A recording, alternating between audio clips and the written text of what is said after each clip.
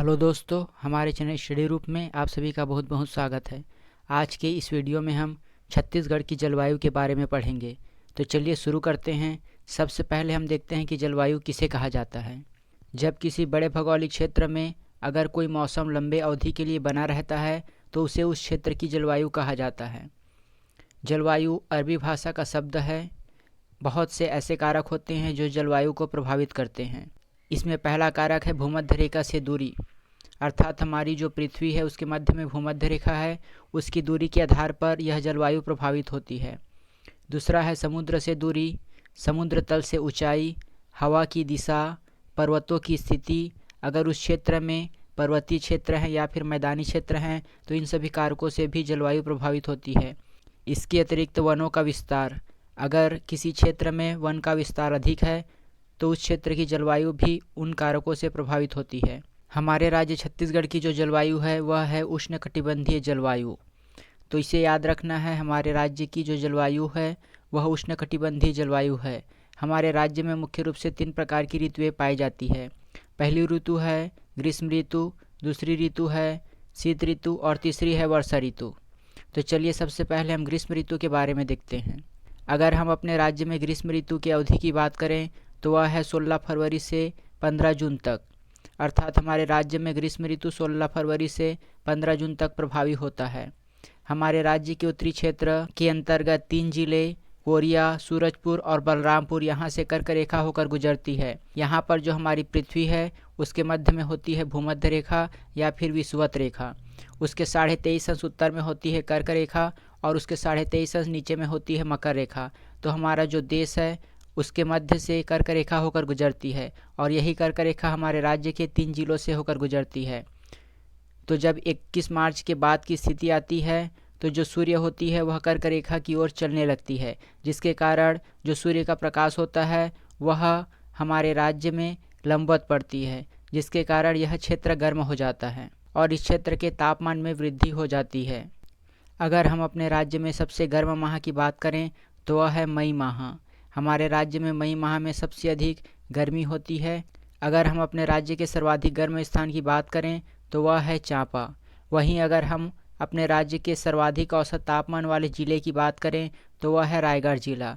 रायगढ़ जिला में औसत तापमान सर्वाधिक होता है। इसके पश्चात हम अगला पढ़ते हैं शीत ऋतु के बारे में। हमारे राज्य में शीत ऋतु की अवधि है 16 अक्टूबर से 15 फरवरी। इसके मध्य में शीत ऋतु प्रभावित होती है। हमारे राज्य के उत्तरी क्षेत्र जिसके अंतर्गत कोरिया, सूरजपुर, बलरामपुर, सरगुजा और जसपुर, इस क्षेत्र में शीत ऋतु में तापमान सबसे कम होता है, अर्थात हमारे राज्य के उत्तरी क्षेत्र का तापमान सबसे कम होता है। 21 सितंबर के बाद जो सूर्य होती है वह विषुवत रेखा के दक्षिण की ओर जाने लगती है। यहाँ पर मध्य में होती है विषुवत रेखा। 21 सितंबर के पश्चात जो सूर्य होती है वह दक्षिण की ओर जाने लगती है, जिसके कारण जो सूर्य की किरणें होती है वह कर्क रेखा के जो क्षेत्र होते हैं वहाँ पर तिरछी पड़ती है, जिसके कारण इस क्षेत्र का तापमान कम हो जाता है और यहाँ पर शीत ऋतु आती है। हमारे राज्य में शीत ऋतु में भी कुछ मात्रा में वर्षा होती है जो कि पश्चिमी विक्षोभ के कारण होती है। अगर हमसे पूछा जाए कि हमारे राज्य का सबसे ठंडा स्थान कौन सा है तो वह है मैनपाट। वहीं अगर हमसे पूछा जाए कि हमारे राज्य का औसत सर्वाधिक कम तापमान वाला क्षेत्र कौन सा है तो वह है अंबिकापुर। औसत पूछा जाए तो वह स्थान है अंबिकापुर। और वहीं अगर सबसे ठंडा स्थान पूछा जाए तापमान की दृष्टि से तो वह है मैनपाट। वहीं हमारे राज्य का सबसे ठंडा माह होता है दिसंबर माह। ऐसा इसलिए होता है क्योंकि हमारे राज्य का जो उत्तरी छोर है वह पहाड़ी क्षेत्र है और वहाँ पर बहुत से पाट प्रदेश है, जिसके कारण समुद्र तल से अधिक ऊंचाई पर स्थित है। इसके अतिरिक्त जो सरगुजा जिला है वहाँ पर वनों का आच्छादन अधिक है।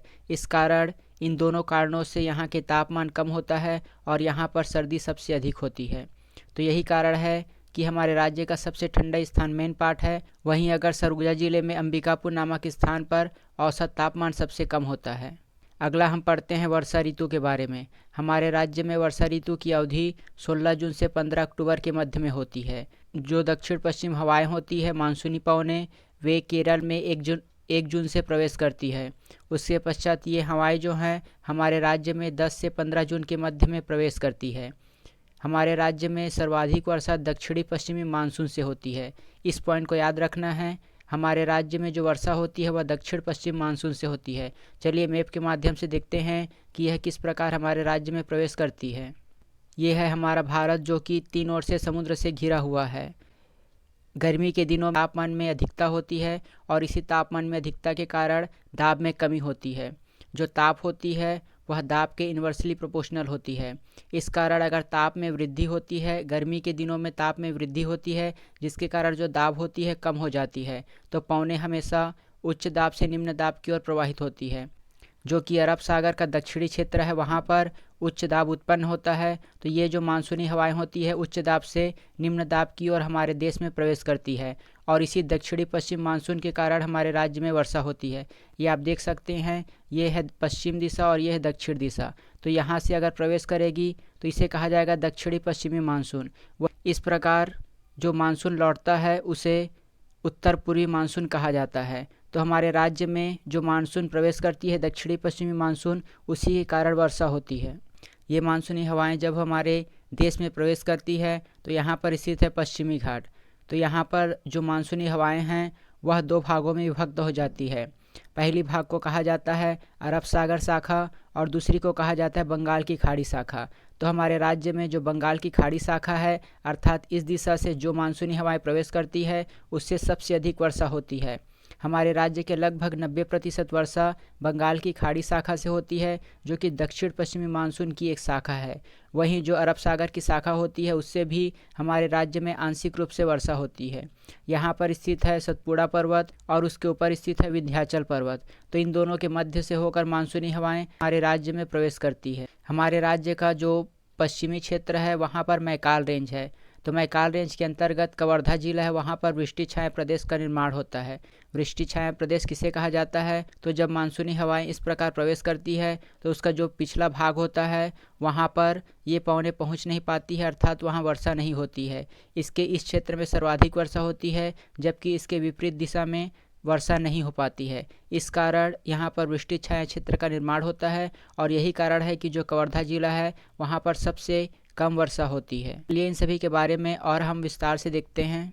इस प्रकार मैंने बताया कि बंगाल की खाड़ी शाखा से हमारे राज्य में सबसे अधिक 90% वर्षा होती है, वहीं अरब सागर की शाखा से 10% वर्षा होती है। इसके अतिरिक्त शीत ऋतु में जो पश्चिमी विक्षोभ होती है उसके कारण भी हमारे राज्य में वर्षा होती है। ये मैंने बताया किस प्रकार जो पवन होती है वह उच्च दाब से निम्न दाब की ओर प्रवाहित होती है और गर्मी के कारण किस प्रकार दाब में कमी होती है और तापमान में वृद्धि के कारण जो हवाएं होती है वह इस प्रकार प्रवेश करती है। हमारे राज्य में अगर हम सर्वाधिक वर्षा वाले क्षेत्र की बात करें तो वह है अबूझमाड़, अर्थात हमारे राज्य का अबूझमाड़, जिसे छत्तीसगढ़ का चेरापूंजी कहा जाता है, वहाँ पर सर्वाधिक वर्षा होती है। वहीं अगर हम साल भर में औसत वार्षिक वर्षा की बात करें तो वह है जसपुर जिला। इस पॉइंट को याद रखना है, जो जसपुर जिला है वहाँ पर औसत सर्वाधिक वर्षा होती है। वहीं अगर हम एक दिन के सर्वाधिक वर्षा की बात करें तो वह है अबूझमाड़, जिसे छत्तीसगढ़ का चेरापूंजी कहा जाता है। और सबसे कम वर्षा होती है कवर्धा में, क्योंकि यहाँ पर वृष्टि छाया क्षेत्र का निर्माण होता है। तो इस पॉइंट को याद रखना है, सबसे कम वर्षा मैकाल रेंज कवर्धा जिले में होती है। अगर हम अपने राज्य के औसत वर्षा की बात करें तो हमारे राज्य में लगभग 1300 से 1325 मिलीलीटर वर्षा होती है।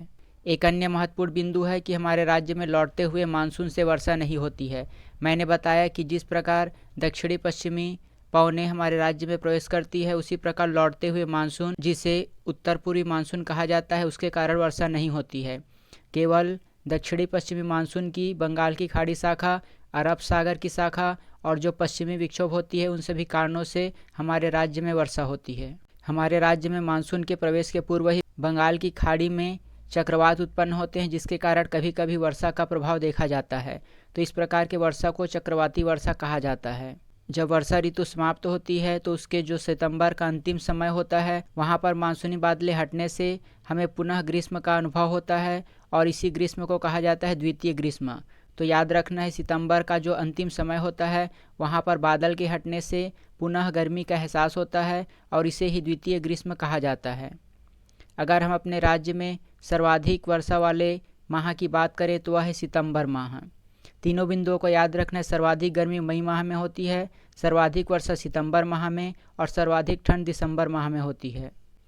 अगर हम अपने राज्य के सर्वाधिक वर्षा वाले क्षेत्रों की बात करें तो जो दंडकारण्य क्षेत्र होता है अर्थात बस्तर संभाग के अंतर्गत जितने क्षेत्र हैं वहाँ पर सर्वाधिक वर्षा होती है। इसके अतिरिक्त जसपुर क्षेत्र, अगर हम औसत वार्षिक वर्षा की बात करें तो जसपुर ज़िले में सर्वाधिक औसत वर्षा होती है। उसके पश्चात जो रायगढ़ बेसिन है और जो देवगढ़ की पहाड़ी है, इन सभी क्षेत्रों में सर्वाधिक वर्षा होती है। तो इन सभी बिंदुओं को याद रखना है। आज के लिए बस इतना ही। अगर आपको हमारी ये वीडियो अच्छी लगी और आगे भी ऐसे ही और वीडियो पाना चाहते हैं तो हमारे चैनल को सब्सक्राइब कीजिए और बगल का नोटिफिकेशन बेल भी ऑन कर दीजिए ताकि हमारे द्वारा डाली गई सारी वीडियो आप तक पहुँचे सबसे पहले। धन्यवाद।